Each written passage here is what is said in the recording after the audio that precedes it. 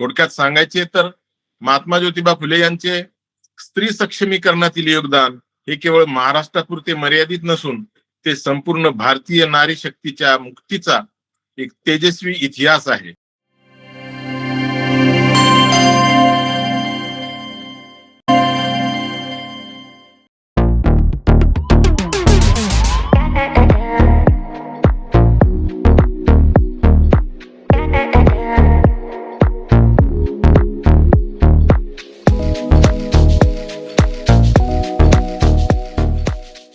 तर मित्र हो, महात्मा ज्योतिबा फुले यांच्या संदर्भात सांगायचं झालं तर 19व्या शतकातील महाराष्ट्राच्या सामाजिक पटलावर महात्मा ज्योतिबा फुले यांचे आगमन म्हणजे एक युगांतकारी परिवर्तनाची पहाट होती.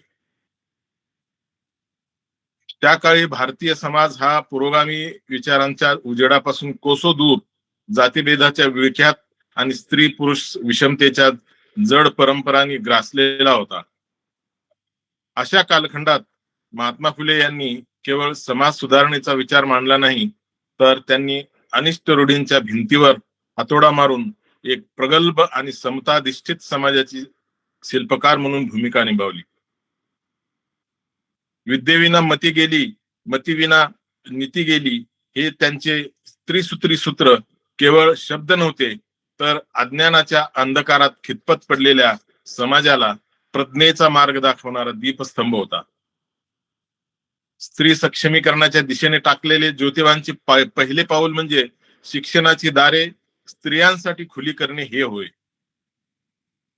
त्यांनी अत्यंत प्रतिकूल परिस्थितीत समाजाचा रोष पत्करून सावित्रीबाई फुले यांच्या साह्याने 1848 मध्ये पुण्यातील भिडेवाड्यात मुलींची पहिली शाळा सुरू केली. हे पाऊल केवळ एक शैक्षणिक उपक्रम नव्हता, तर स्त्रियांच्या गुलामगिरीची पाळेमुळे खोदून काढणारे ते एक वैचारिक बंड होते. स्त्रियांना शिक्षण मिळाले तरच त्या स्वतःचे अस्तित्व ओळखू शकतील आणि समाज व्यवस्थेतील अन्यायाविरुद्ध आवाज उठवू शकतील. ही दूरदृष्टी ज्योतिबांनी ठेवली होती. 20व्या शतकाच्या उंबरठ्यावर उभ्या असतानाही स्त्रियांच्या पदरी केवळ वेदना आणि उपेक्षाच होत्या. बालविवाह, सतीप्रथा, केशवपनासारख्या क्रूर अनिष्ट प्रथांच्या जोखडात स्त्री होरपळून निघत होती. ज्योतिबांनी या अन्यायी प्रथाविरुद्ध प्रखर लढा दिला.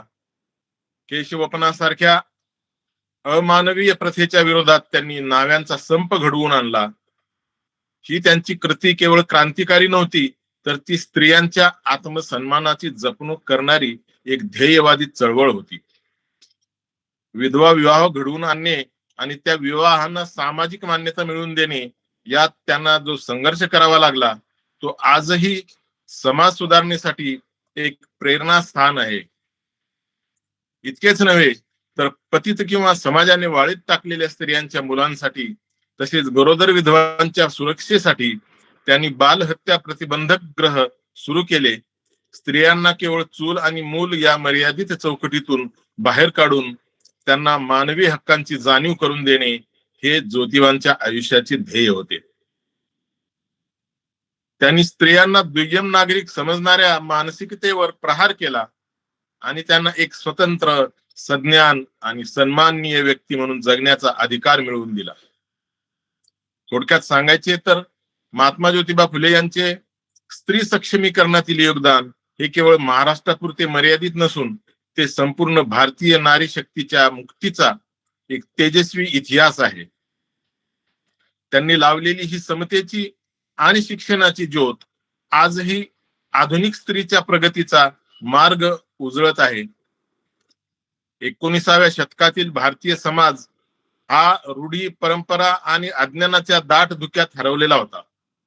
त्या काळी स्त्रियांच्या वाट्याला केवळ चूल आणि मूल हेच विश्व आले होते आणि शिक्षण घेणे हे तर जणू महापाप किंवा धर्माविरुद्ध केलेले बंड मानले जाई.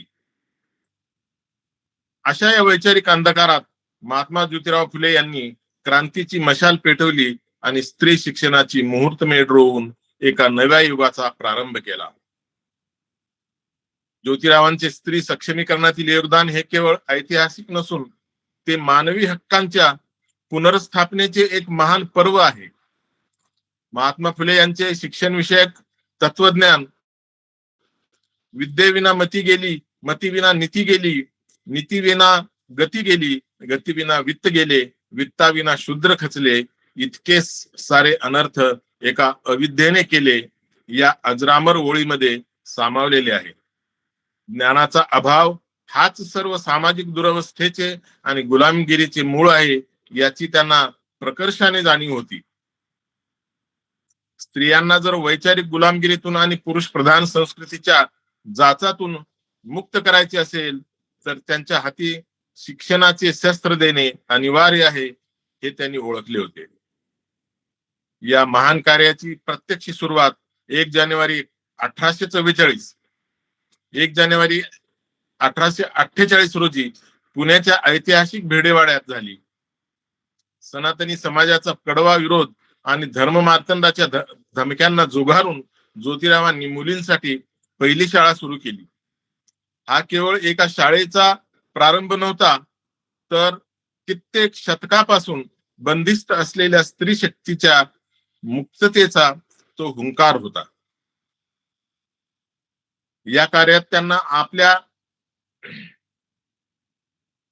अर्धांगिनीची, सावित्रीमाईची लाभलेली साथ ही जागतिक इतिहासातील एक अनुपमेय घटना आहे. ज्योतिरावांनी सर्वप्रथम आपल्या पत्नीला सुशिक्षित केले आणि त्यांना भारतातील पहिल्या महिला शिक्षिका होण्याचे बळ दिले. सावित्रीबाई फुले यांनी या ज्ञानयज्ञात स्वतःला झोकून दिले. शाळेत जाताना समाजातील कर्मठ लोकांनी त्यांच्यावर दगडधोंडे आणि शेण फेकले, त्यांचा मानसिक छळ केला, परंतु ज्योतिरावांच्या प्रेरणेने आणि ध्येयवादाने त्या कधीही डगमगल्या नाहीत. पती पत्नीच्या या जोडीने खांद्याला खांदा लावून स्त्रियांच्या बुद्धीला फुटलेले अंकुर जपले. ज्योतिरावांचा ठाम विश्वास होता की एक पुरुष शिकला तर एक व्यक्ती सुशिक्षित होतो, पण जर एक स्त्री शिकली तर संपूर्ण कुटुंब आणि पर्यायाने समाज सुसंस्कृत होतो. त्यांच्या या दूरदृष्टीमुळेच आज आधुनिक भारतातील स्त्रिया प्रगतीच्या सर्व शिखरावर विराजमान झाल्या आहेत. महात्मा फुले यांनी रोवलेले ते छोटेसे रोपटे आज एका विशाल वटवृक्षात रूपांतरित झाले असून त्यांचे हे ऋण भारतीय समाज कधीही विसरू शकणार नाही. 19व्या शतकातील भारतीय समाज व्यवस्थेमध्ये विधवांची स्थिती अत्यंत दयनीय, क्लेशदायक आणि मानवी हक्क नाकारणारी होती. पतीच्या निधनानंतर एका स्त्रीचे आयुष्य केवळ अंधारमयच होत नसे, तर तिला सामाजिक छळाच्या अग्नीतून जावे लागे. अशा स्थितीत तिला अपशकुनी मानले जाईल आणि तिचे सौभाग्य हिरावून घेतल्याच्या नावाखाली तिचे केश वपन करणे ही एक अनिवार्य आणि क्रूर प्रथा बनली होती. स्वतःची केस गमावणे म्हणजे केवळ बाह्य सौंदर्याचा त्याग नव्हता, तर ते स्त्रीच्या अस्मितेचे केलेले दमन होते. या विषम आणि अनिष्ट प्रथेच्या विरोधात महात्मा ज्योतिराव फुले यांनी अत्यंत धैर्याने आणि तळमळीने व्यापक लढा उभारला. या अनिष्ट प्रथेला मुळापासून नष्ट करण्यासाठी ज्योतिबांनी एक अत्यंत कल्पक आणि धाडसी पाऊल उचलले, ते म्हणजे न्हाव्यांचा संप. विधवांच्या केश वपनासाठी न्हाव्यांचा संप केला जात असे हे ओळखून ज्योतिबांनी पुण्याच्या आणि मुंबईच्या न्हाव्यांची मानसिकता बदलली आणि त्यांना या अमानवी प्रथेविरुद्ध संघटित केले. न्हाव्यांचा हा ऐतिहासिक संप म्हणजे मानवी हक्कांच्या इतिहासातील एक अविस्मरणीय घटना होती. जगाच्या पाठीवर अशा प्रकारचा सामाजिक लढा प्रथमच उभारला गेला होता. या संपामुळे केशवपनासारख्या जाचक प्रथेला मोठा हादरा बसला आणि स्त्रीच्या सन्मानाचा मार्ग काहीसा प्रशस्त झाला. केवळ केशवपन थांबवून ज्योतिबांचे कार्य थांबले नाही, तर समाज व्यवस्थेतील शोषणाचे बळी ठरलेल्या विधवांच्या पुनर्वसनासाठी त्यांनी बालहत्या प्रतिबंधक गृह 1863 साली स्थापन केले. तत्कालीन समाजात विधवा स्त्रियांवर होणारे शोषण आणि त्यामुळे उद्भवणाऱ्या मातृत्व विषयक समस्या अत्यंत बिकट होत्या. अशा स्त्रिया समाजाच्या भीतीने किंवा लोकलाजेस्तव आपल्या नवजात बालकांची हत्या करण्यास प्रवृत्त होत असत. या अमानवी चक्राला खत पाणी न घालता ज्योतिबांनी स्वतःच्या राहत्या घरी हे ग्रह सुरू केले आणि त्या पीडित स्त्रियांना आणि त्यांच्या बालकांना मायेची ऊब दिली. त्यांनी केवळ स्त्रियांना आश्रय दिला नाही, तर त्यांच्या पोटात वाढलेल्या मुलाला स्वीकारून त्याला स्वतःच्या वाड्यात वाढवले, जे त्या काळातील अत्यंत क्रांतिकारी कार्य होते. या सर्व सुधारणांना एका अर्थपूर्ण वळणावर नेण्यासाठी ज्योतिबांनी विधवा विवाहाचा कणखरपणे पुरस्कार केला. समाजाच्या कट्टर विरोधाला न जुमानता त्यांनी 1864 मध्ये पहिला विधवा पुनर्विवाह घडवून आणला आणि समाजासमोर एका नव्या आदर्शवादाचा वस्तुपाठ ठेवला. अनिष्ट प्रथांना छेद देऊन विधवांना सन्मानाने जगण्याचा आणि पुनर्विवाहाचा हक्क मिळवून देण्याचे ज्योतिबांचे हे कार्य केवळ त्या काळातील सुधारणा नसून भारतीय स्त्री मुक्ती चळवळीचा पाया होता. पतीच्या निधनानंतर केवळ केशवपणासारख्या अमानवीय प्रथांना सामोरे जावे लागत नसे, तर अनेकदा सामाजिक असुरक्षिततेचा आणि शोषणाचा गैरफायदा घेतल्यामुळे या विधवांच्या वाट्याला नको असलेले मातृत्व येत असे. समाज या स्त्रियांकडे तुच्छतेने पाहत असे आणि यातूनच उद्भवणाऱ्या लोकनिंदेच्या कल्पनेने हबकून जाऊन या स्त्रिया भ्रूण हत्येसारखा टोकाचा मार्ग निवडत असत. समाजाच्या या भयावह मानसिकतेने शेकडो निष्पाप जीव जन्माला येण्यापूर्वीच मातेआड केले जात होते. मानवतेचा हा प्रचंड संहार आणि स्त्रियांची होणारी कुचंबना पाहून क्रांतीसूर्य महात्मा ज्योतिबा फुले यांचे संवेदनशील मन व्याकुळ झाले. समाजाच्या दांभिक नीतिनियमा विरुद्ध केवळ शब्दांनी नव्हे तर कृतीने लढा देणे आवश्यक आहे हे ओळखून त्यांनी 1863 मध्ये आपल्या स्वतःच्या घरात बालहत्या प्रतिबंधक ग्रह स्थापन केले. ज्या काळामध्ये अशा पतित स्त्रियांच्या छायालाही स्पर्श करणे पाप मानले जाईल, त्या काळात महात्मा फुलेंनी या अबलांना आणि त्यांच्या होणाऱ्या अपत्यांना केवळ मायेची सावलीच दिली नाही, तर त्यांना सन्मानाने जगण्यासाठी राजाश्रय प्राप्त करून दिला. स्वतःच्या घरावर येथे बाळंतिणीची सोय होईल आणि त्यांची मुले आम्ही सांभाळू, गुप्तता पाळली जाईल, अशा आशयांचे फलक लावून त्यांनी सामाजिक क्रांतीचे एक नवे दालन उघडले. हा केवळ एका संस्थेचा जन्म नव्हता, तर तो प्रस्थापित विषमतेच्या छाताडावर दिलेला एका असीम करुणेचा प्रहार होता. या कृतार्थ कार्यातून साक्षात माणुसकीचे दर्शन घडले. जेव्हा याच ग्रहामध्ये जन्मलेल्या यशवंत नावाच्या बालकाला महात्मा फुले यांनी सावित्रीबाईंनी केवळ घर दिले नाही, तर त्याला स्वतःचे नाव देऊन पुत्र म्हणून स्वीकारले. ज्या मुलाला समाजाने बहिष्कृत ठरवले असते, त्याला फुलेंनी प्रेमाने आणि संस्काराने वाढवले. केवळ दत्तक विधान करून ते थांबले नाहीत, तर त्या काळात उच्च शिक्षणाची द्वारे खुली करत यशवंताला वैद्यकीय शिक्षण देऊन त्याला एक कर्तबगार डॉक्टर बनवले. ही घटना केवळ एका मुलाचे जीवन सावरण्याची नव्हती, तर रक्ताच्या नात्यापेक्षाही माणुसकीचे नाते श्रेष्ठ असते हा वैश्विक संदेश समाजात रुजवणारी होती. बालहत्या प्रतिबंधक ग्रहाच्या रूपाने फुलेंनी लावलेले हे रोपटे आजही महाराष्ट्राच्या सामाजिक सुधारणेच्या इतिहासात न्यायाचे आणि समतेचे एक दीपस्तंभ म्हणून तळपत आहे. 19व्या शतकातील सामाजिक जडणघडणीच्या कालखंडात जेव्हा भारतीय समाज हा परंपरेच्या आणि अत्यंत कठोर पितृसत्ताक विचारांच्या जोखडात अडकलेला होता, तेव्हा महात्मा ज्योतिराव फुले यांनी लिंग भावाच्या पलीकडे जाऊन माणुसकीचा आणि समतेचा एक नवा प्रगल्भ विचार मांडला. युग प्रवर्तक महात्मा फुले यांचे विचार हे केवळ वैचारिक सिद्धांतापुरते मर्यादित नव्हते, तर त्यांनी प्रत्यक्ष कृतीतून स्त्रियांच्या अस्तित्वाची व्याख्याच बदलून टाकली. त्यांच्या मते स्त्रियांना केवळ चूल आणि मूल या मर्यादित चौकटीत आणि घरातील 4 भिंतीच्या आड बंदिस्त ठेवणे हा केवळ स्त्री शक्तीचा अपमान नसून संबंध मानवी समाजाच्या प्रगतीला घातलेली खीळ आहे. कौटुंबिक कर्तव्यांच्या पलीकडे जाऊन स्त्रियांनी ज्ञानाचे शस्त्र हाती घ्यावे आणि सामाजिक परिवर्तनाच्या महायज्ञात सक्रिय सहभाग नोंदवून राष्ट्राच्या जडणघडणीत आपले योगदान द्यावे, यासाठी त्यांनी क्रांतीज्योती सावित्रीबाई फुले यांच्या रूपाने आपल्या घरातूनच या महान क्रांतीचा प्रारंभ केला. महात्मा फुले यांनी मांडलेला समतेचा हा व्यापक विचार केवळ सामाजिक सुधारणेपुरता मर्यादित नव्हता, तर तो आर्थिक न्याय आणि वैयक्तिक स्वायत्ततेशी घट्टपणे जोडलेला होता. ज्या काळात स्त्रियांना स्वतःच्या नशिबाचा निर्णय घेण्याचाही अधिकार नव्हता, त्या अंधकारमय काळात त्यांनी स्त्रियांना कौटुंबिक मालमत्तेत समान वाटा असावा असा अत्यंत धाडसी आणि क्रांतिकारक विचार मांडला. आर्थिक स्वावलंबन हेच खऱ्या अर्थाने आत्मसन्मानाचे मूळ आहे, आणि जेव्हा एखादी स्त्री वित्तार्जन किंवा मालमत्तेवर हक्क मिळवते, तेव्हाच ती खऱ्या अर्थाने स्वतंत्र होते, हे मर्म त्यांनी ओळखले होते. स्त्रीने केवळ इतरांच्या आदेशांचे पालन करणारी एक मूक प्रेक्षक न राहता स्वतःच्या जीवनाची ध्येय धोरणे आणि निर्णय स्वतः घेण्या इतपत सक्षम व प्रज्ञावंत व्हावे, अशी त्यांची धारणा होती.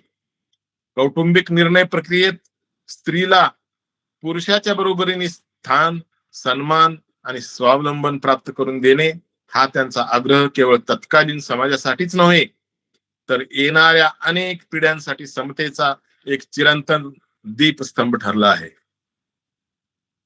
त्यांच्या या व्यापक दूरदृष्टीने स्त्रियांच्या गुलामगिरीच्या शृंखला तोडून त्यांना आत्मप्रत्ययाचा आणि सार्वभौमत्वाचा एक नवा उजेड दाखवून दिला आहे. 19व्या शतकातील महाराष्ट्राच्या सामाजिक आणि वैचारिक क्षितिजावर क्रांतीचा सूर्य म्हणून तळपणारे व्यक्तिमत्व म्हणजे क्रांतीसूर्य महात्मा ज्योतिराव फुले. विषमतेच्या आणि अंधश्रद्धेच्या काळोखात चाचपडणाऱ्या समाजाला प्रज्ञा आणि प्रतिभेचा प्रकाश दाखवण्यासाठी त्यांनी 24 सप्टेंबर 1873 रोजी सत्यशोधक समाजाची मुहूर्तमेढ रोवली. या समाजाचा मूळ गाभा आणि ध्येयवाक्य अत्यंत क्रांतिकारी होते. ते असे होते: सर्वसाक्षी जगतपती, त्याला नकोच मध्यस्थी. या एका वाक्यातून त्यांनी ईश्वराशी नाते जोडण्यासाठी कोणत्याही मध्यस्थाची किंवा पुरोहिताची आवश्यकता नसल्याचे ठणकावून सांगितले आणि धार्मिक गुलामगिरीच्या शृंखला तोडण्याचे आव्हान केले. मानवी विवेकाला जागृत करत सत्याचा शोध घेणे हाच या समाजाचा अंतिम उद्देश होता. महात्मा फुलेंनी केवळ सिद्धांतावर भर न देता आचरणातून समाज परिवर्तनाचे प्रयोग केले, ज्याचे मूर्तिमंत उदाहरण म्हणजे सत्यशोधक विवाह पद्धती. तत्कालीन समाजात विवाहासारख्या पवित्र संस्कारावर पुरोहितांचे पूर्ण वर्चस्व होते आणि स्त्रियांना केवळ दुय्यम स्थान दिले जात असे. फुले यांनी या रूढीला छेद देत पुरोहिताशिवाय विवाह करण्याची पद्धत रूढ केली. या विवाह सोहळ्यात पारंपरिक मंगलाष्टकांच्या ऐवजी त्यांनी स्त्री पुरुष समानतेचे आणि मानवी मूल्यांचे संस्कार करणारी नवीन मंगलाष्टके रचली. या विधीमध्ये वराने वधूला तिचे मानवी अधिकार आणि स्वातंत्र्य देण्याची जाहीर शपथ घ्यावी लागे, जो त्या काळातील एक अत्यंत धाडसी आणि क्रांतिकारी बदल होता. त्यांनी विवाह ही केवळ धार्मिक विधी न ठेवता ती दोन व्यक्तीमधील समतेवर आधारित एक सामाजिक करार मानली. स्त्री पुरुष समानतेचा हा विचार त्यांनी केवळ कौटुंबिक स्तरापुरता मर्यादित न ठेवता त्याला व्यापक तात्विक अधिष्ठान प्राप्त करून दिले. आपल्या सार्वजनिक सत्यधर्म या ग्रंथात त्यांनी मानवी हक्कांचा वैश्विक जाहीरनामाच जणू मांडला. परमेश्वराच्या सृष्टीत स्त्री आणि पुरुष हे दोन्ही घटक समान असून त्यांना निसर्गतःच समान अधिकार प्राप्त आहेत, असे त्यांनी ठामपणे प्रतिपादन केले. स्त्रियांना पुरुषांच्या बरोबरीने शिक्षण, संपत्ती आणि सामाजिक प्रतिष्ठा मिळावी ही त्यांची भूमिका केवळ सुधारणावादी नव्हती, तर ती मूलभूत मानवाधिकारांची मांडणी करणारी होती.